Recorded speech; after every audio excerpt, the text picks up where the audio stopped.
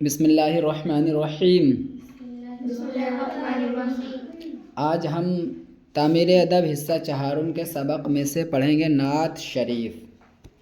تلفظ کا خاص خیال رہے۔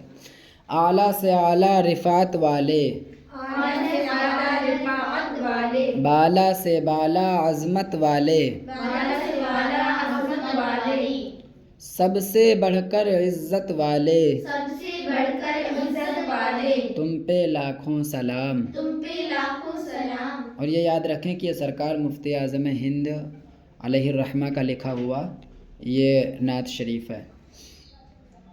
ظاہر و باہر سیادت والے، ظاہر و باہر سیادت والے، غالب و قاہر ریاست والے، غالب و قاہر ریاست والے، غلبہ و قہر و طاقت والے۔ غلبہ و قہر و طاقت والے، سب پہ تلفظ نکالو، غلبہ و قہر و طاقت والے، غلبہ و قہر و طاقت والے، تم پہ لاکھوں سلام۔ تم پہ لاکھوں سلام۔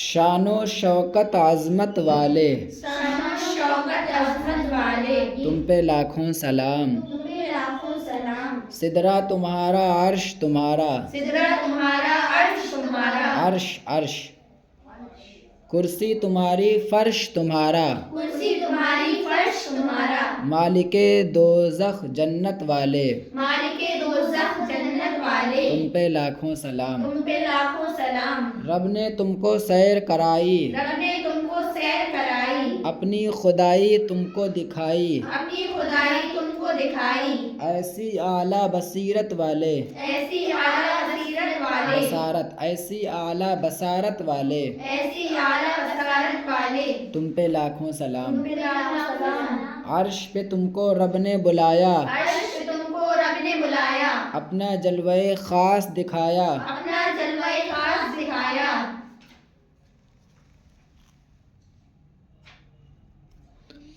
خلوت والے جلوت والے، خلوت والے جلوت والے، تم پہ لاکھوں تم سلام۔ پہ لاکھوں سلام۔ مہ کو تم نے ٹکڑے کیا ہے، مہ کو تم نے ٹکڑے کیا ہے، مہ کا معنی چاند ہوتا ہے، یعنی چاند کو تم نے ٹکڑے کیا۔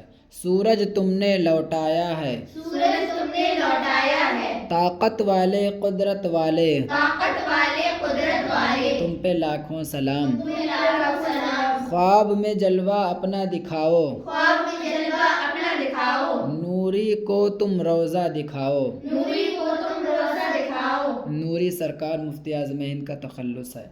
چاند سے اچھی صورت والے، چاند سے اچھی صورت والے، تم پہ لاکھوں سلام۔ تم پہ لاکھوں سلام۔ پھر ادھر الفاظ کے معنی ہیں، پھر یہ الفاظ کے معنی ہیں۔ سیادت کا معنی ہوتا ہے سرداری، ریاست کا معنی ہوتا ہے حکومت، باہر کا معنی ہوتا ہے کھلا ہوا، ظاہر و باہر ہے نہیں، کھلا ہوا، کھلم کھلا۔ غالب کا معنی ہوتا ہے زور والا، سدرہ کہتے ہیں، سدرۃ المنتہا بولتے نہیں، ساتویں آسمان پر بیر کا ایک درخت ہے جس کا نام سدرۃ المنتہا ہے، ٹھیک ہے۔ سدرۃ المنتہا شعر میں سدرہ سے مراد سدرۃ المنتہا کا مقام ہے۔ اب سدرۃ المنتہا جو شعر میں ہے وہ سدرۃ المنتہا میں بیری کا درخت مراد نہیں ہے، بلکہ وہ بیری کے درخت والا مقام مراد ہے جہاں پہ وہ بیری کا درخت ہے۔ اس کے بعد ادھر دیکھو، زبردست، قاہر کا معنی زبردست، مہ کا معنی چاند، خلوت معنی تنہائی، جلوت معنی دوسرے لوگوں کے ساتھ ہونا، قہر کا معنی زور، بصارت کا معنی نگاہ آنکھ، بصارت یعنی نگاہ آنکھ، سدرہ کا معنی بیر کا درخت۔ اس کے بعد ادھر نیچے سوالات ہیں، سوالات یہ ہیں، مالک کل، مالک کل کا معنی ہر چیز کا مالک، مالک کل ہر چیز کا مالک، مراد اللہ تعالیٰ، مراد اللہ تعالیٰ ہے، ٹھیک ہے۔ یہاں پہ مالک کل مراد اللہ تعالیٰ، مالک کل سے اللہ تعالیٰ مراد ہے، یعنی اعلیٰ حضرت نے ایک شعر کہا، خالق کل نے آپ کو مالک کل بنا دیا، دونوں جہاں ہیں آپ کے قبضہ و اختیار میں۔ خالق کل نے، تمام چیزوں کے پیدا کرنے والے نے آپ کو مالک کل، تمام چیزوں کا مالک بنا دیا حضور کو۔ حاضر معنی جو چیز نگاہ کے سامنے ہو، اور نائب معنی خلیفہ، قائم مقام، خلیفہ کو نائب کہتے ہیں۔ نائب امام اسی لیے بولتے ہیں کہ جب امام نہیں ہوتا تب نائب امام نماز پڑھاتا۔ مراد سرکار مصطفیٰ صلی اللہ تعالیٰ علیہ وسلم، یعنی نائب سے مراد یہاں پر خلیفہ ہے، اور خلیفہ سے مراد کون ہے؟ حضور علیہ الصلوۃ والسلام۔ حضور علیہ الصلوۃ والسلام کے اللہ کے نائب ہیں، اللہ کے خلیفہ ہیں۔ غائب جو چیز نگاہ سے اوجھل ہو۔ اس کے بعد یہ سوالات ہیں، سوالات میں کیا ہے؟ خواب میں جلوہ اپنا دکھاؤ، اس جملے میں مضاف، مضاف الیہ اور علامت اضافت تلاش کر کے نکالو۔ میں نے یہ بتا دیا ہے مضاف کسے کہتے ہیں، مضاف الیہ کسے کہتے ہیں، علامت اضافت کسے کہتے ہیں، اس لیے آپ کو یہ خود نکالنا ہے۔